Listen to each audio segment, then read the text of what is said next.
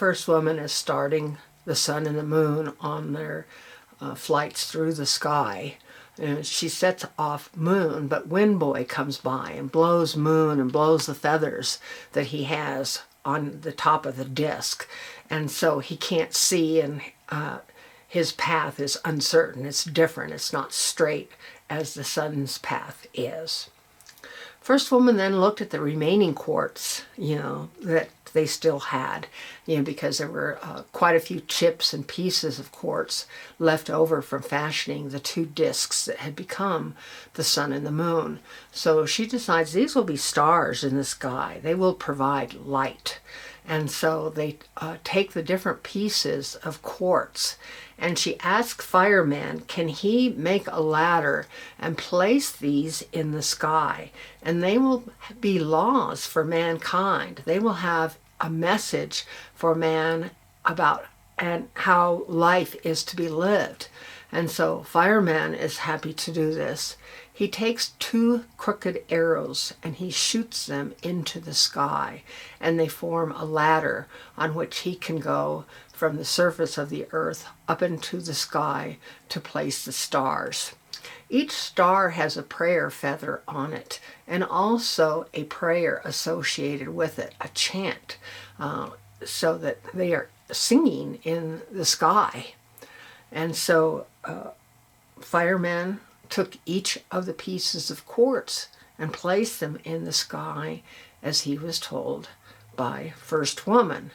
And first he placed the North Star, and then he placed another star in each of the directions, east, south, and west. In addition, he placed two stars, one on each side of the North Star. The North Star representing the Hogan fire, and each of the other two stars representing the male and female personages that make their home in the Hogan. And so this was the first constellation created. Then First Woman created other Thunderbird with Hydra. And Thunderbird is a very, very important bird. He has clouds on his tail and rain under his wings. So constellation honoring him was very important. As was Hydra, who is a horn-toed rattler, and he controls underground water. And we used to have horned toads in our yard when I was a little girl. We used to love to catch them and put them in boxes with grass and take care of them and then release them. So I have good memories of horned toads. In addition, she also was going to create these two stars that would travel hand in hand across the sky, representing peace and friendship among all men.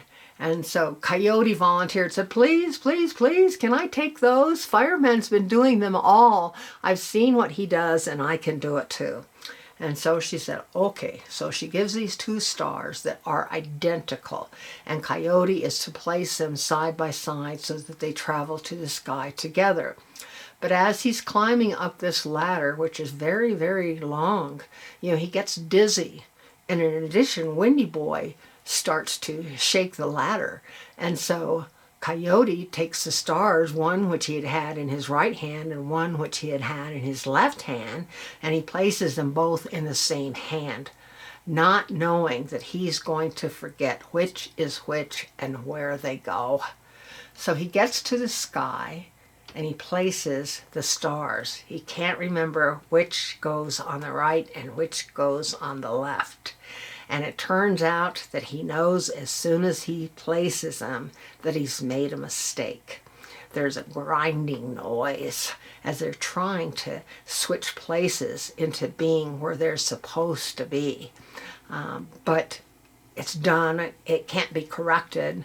They're already all placed in the sky.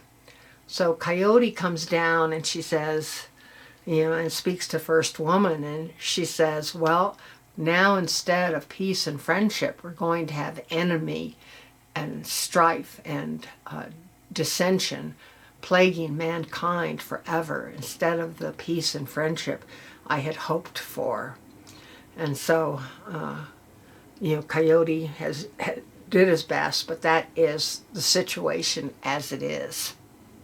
And so we have these two identical twins in the sky.